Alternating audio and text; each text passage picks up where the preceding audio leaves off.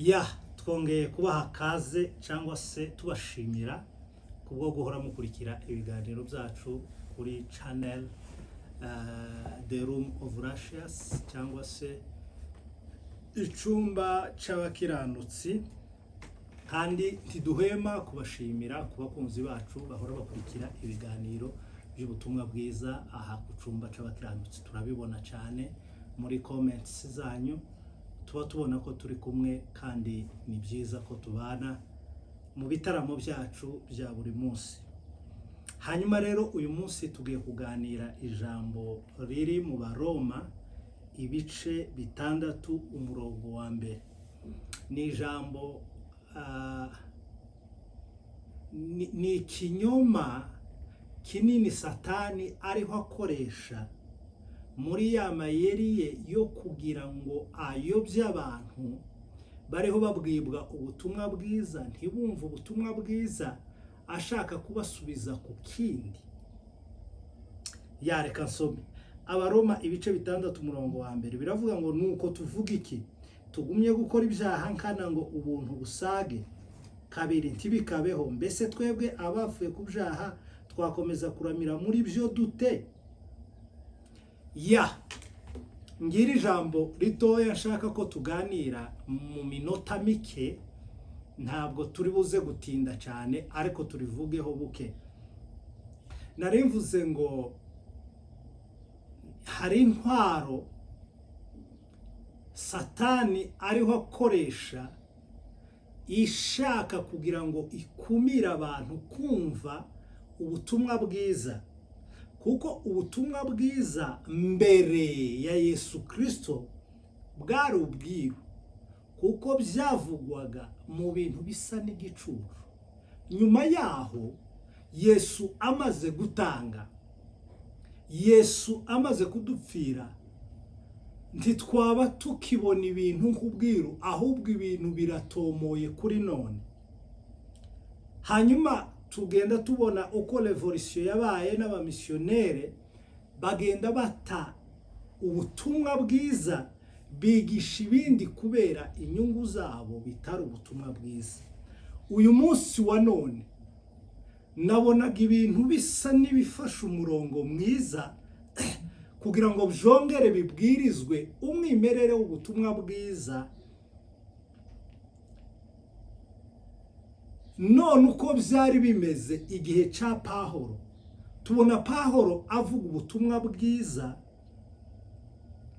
Murabizi ko yabayeho Pawulo amateka ye, yabayeho ari umuyuda, ari umufarisayo mwiza, ageraho abyirata Abafilipi 3, aravuga ngo ndi umufarisayo mu bafarisayo, kubw'ishaka ry'Imana ya Isiraheli narenganyije itorero. Pawulo tubona atoteza, yica abakristo bavuga Kristo, bemera Kristo nk'umwana w'Imana cyangwa nk'Imana.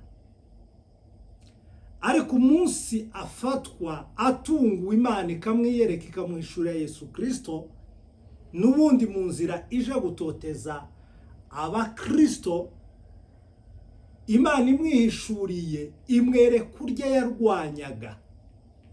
Munyumve, imwereka urya yangaga. Pawulo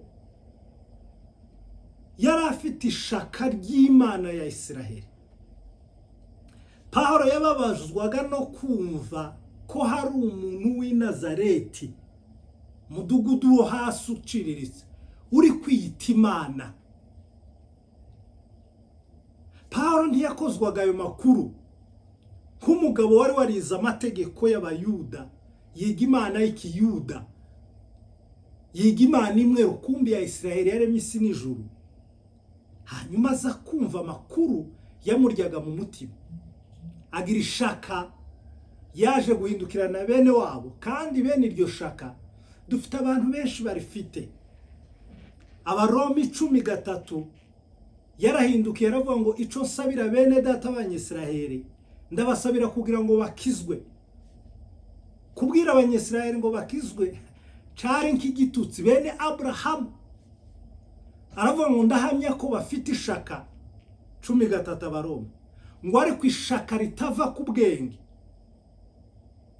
aravuga ngo kuko batari bazi gukiranuka kwayo bagerageje kwihangira ukwabo barapfundikanya bazana ibishweka byose konsekanse logique ngo bituma basuzugura izina ry'Imana. Pawulo rero nk'umwe warwanyaga Yesu warwanyaga Kristo umunsi yari mu nzira i Damasiko akiri Sawuli yumva ijwi ngo rimufata rimutunguye ramubwira ngo Sawuli Sawuli Sawuli undenganyiriza iki aravuga ngo ninde ndenganya mwana. Amakuru ye murayazi ibyamubayeho gupfa kwe aho ngaho n'ukuntu Naniya yaje kumusengera iyo ni histoire. Ngo arangiza aja mu butayu muri Arabia Saudite imyaka 3 mwihuduma. Imana ngo irangize imuhishurira ubwiru bukomeye imuhishurira Kristo wariwe uwo yarenganyaga uwo yarwanyaga imuhishurira umurimo wa Kristo yumva Kristo ahabwa Kristo yerekwa Kristo kuruta babanye nawe kuruta ba Petero na ba Yohana na ba Yakobo kuko babanye nawe batamuzi neza.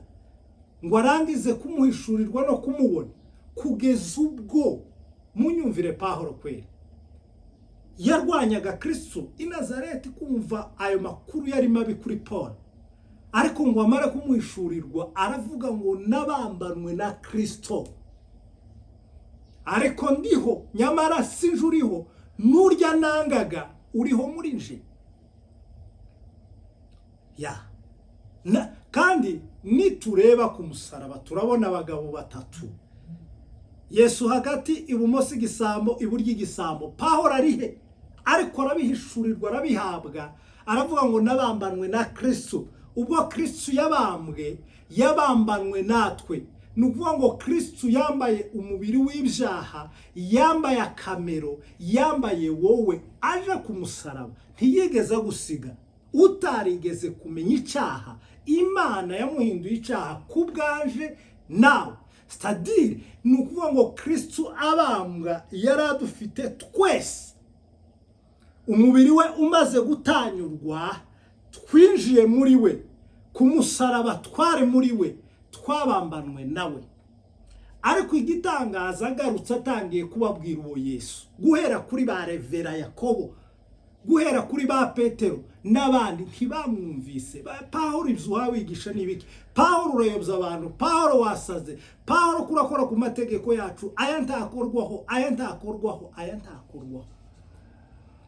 ariko Imana ishimwe Pawulo uzi ko hari aho yigishaga usomye igitabo cy'ibyakozwe n'intumwa mu ikanisa abantu bakaza bambura amakoti bashaka kumukubita. Iryo shaka rirahari ritava ku bwenge. Hanyuma abereka Kristo ko yamubonye abereka Kristo wapfuye abereka Kristo wabambwe abereka nico yapfiriye abereka nico yabambiwe kuko yapfiriye nje nawe yapfiriye bo kugira ngo bahabwe ubugingo buhoraho kugira ngo bahabwe agakiza kiteka kugira ngo bahabwe gukiranuka kwiteka kugira ngo bahabwe gutsindishiriza kwiteka kugira ngo bahabwe kubabarirwa kwiteka. Mu matwi yabo byarabariye na n'uyu munsi niko biri niko biri. Hanyuma twasomye hano mu Baroma igice ca 6. Ubundi iki gice ca 6 ni conclusion y'igice ca 5. Mu gice ca 5 Pawulo yasobanuye amagambo aravuga ngo Imana yaremye Adamu na Eva. Adamu na Eva baracumura ngo bamare gucumura icyaha ca Adamu na Eva kiragenda kibarwa ku muntu wari we wese ikiremwa cyose. Nukuvuga ngo Imana mu maso y'Imana imaniza abantu aba babiri nta wa gatatizi. Nukuvuga ngo Imana iturebera muri Adamu wa mbere igasubira ikaturebera muri Adamu wa nyuma kubera iki kuko nta wundi uzabaho. Ya hanyuma Pawulo mu gice cya 5 ugisome cyose agerageza yerekana ukuntu Adamu yakoze icyaha, noneho icyaha cya Adamu kirandukira gikwira isi yose. Hanyuma aravuga ngo kubw'ico cyaha cya Adamu kimaze gukwira isi yose, ni ukuvuga ngo umuntu wese wakoze icyaha utaragikoze, erezema ko twe tutariho, wenda twari no kubwira Imana kubera iki yagiye tubaraho ibyaha bya Adamu yarabikoze tutari kumwe, cyangwa iyo tuhaba twari kumubwira ngo rorera Adamu na Eva mwikora kubyo bababujije mutatuzanira gobwe gobwe. Ariko Pawulo hano mu gice cya 5 arabyerekana, noneho sinsoma cyose, ariko usomye umurongo wa 18 ku gice cya 5 aravuga ngo nuko rero ubwo igicumuro cy'umuntu umwe cyateye ko abantu bose bacirwaho iteka, ni nako ico gukiranuka cyakozwe n'umuntu umwe cyahesheje abantu bose gutsindishirizwa bagahabwa ubugingo. Kandi nkuko kutumvira Imana k'umuntu umwe kwateye ko benshi baba abanyabyaha, niko no kuyumvira kumwe kuzatera ko benshi baba bakiranutse. Aha, ngaya magambo rero Pawulo yariho avuga, aravuga ngo icyaha cy'umuntu umwe cyaraje gikwira abantu bose, cyanduza abantu bose, abantu bose bacirwaho iteka baba bo kurimbuka. Ariko aragaruka aravuga ngo gukiranuka k'umuntu umwe, kandi wa muntu wa kabiri Imana yafasha abantu bose ibabumbira muri Adamu n'ubugome bwo Adamu. Abantu bose babarwaho ibyaha bakomoye kuri sogokuruza Adamu wa mbere. Irasubira ngo irangize Imana kugira ngo itange imbabazi z'iteka ku bantu bose, yagombaga kandi kurangiza urubyaro rwose. Ni ukuvuga ngo yagombaga gukuraho ikizazi cyose cyo muri Adamu wa mbere, noneho ikacica cyose kigashira, hanyuma ikarema abandi bantu bakomotse mu wundi muntu. Ibyo rero nibyo Imana yakoze, yafashe abantu bose ngo irangize n'ibyaha byose, ibibumbira muri Yesu Kristo ngo irangize iramwica, iramuhana, iramwica, ngo imare kumwica apfana natwe ku musaraba nk'uko Pawulo abivuga, ngo arangize ahambana natwe, azukana natwe. Pawulo aravuga mu Efeso, aravuga ngo yaratuzuye ituzurana nawe, itwicazanya nawe mu ijuru ahantu ho mu buryo bw'umwuka. C'est-à-dire abantu bose Pawulo ngo asobanura aya magambo yerekana ko aho ibyaha byagwiriye, urabona ikintu cyaragwiriye kiruzura, hanyuma ngo ubuntu bw'Imana arizo mbabazi z'Imana ngo zo ziraza zihera harya ibyaha byahereye hasi kuri fondation, birarenga kuri topu, n'ubuntu buraza burazamuka, ubuntu bwa Kristo, imbabazi za Kristo, imbabazi z'Imana zirazamuka nazo zirarenga kuri topu, ngo zishikezo zirasandara. Ni ukuvuga ngo aho ibyaha byagwiriye ubuntu bwarasaze. Pawulo ngo avuge aya magambo yo mu gice cya 5 ngo arangize areba abantu ba kamere.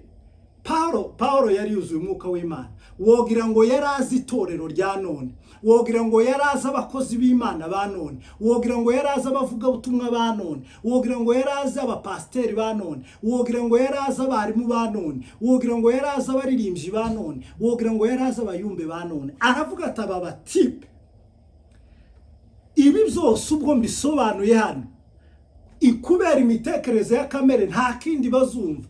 Oriye yo kumva izi mbabazi, oriye yo kumva ubu buntu, oriye yo kumva kugucungurwa tubona muri 5, bazatekereza ibindi. Arasimba kuri 6 urangije iki gice cya 5, aravuga ngo none tuvuga iki?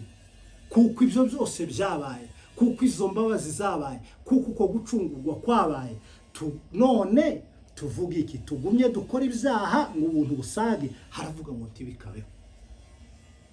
Umva rero, wowe wumva ubuntu bwa Yesu, wowe wumva Kristo abwirizwa, hanyuma ukabicurika kubw'impamvu zawe bwite, tafazari turasaba kugira ngo ureke.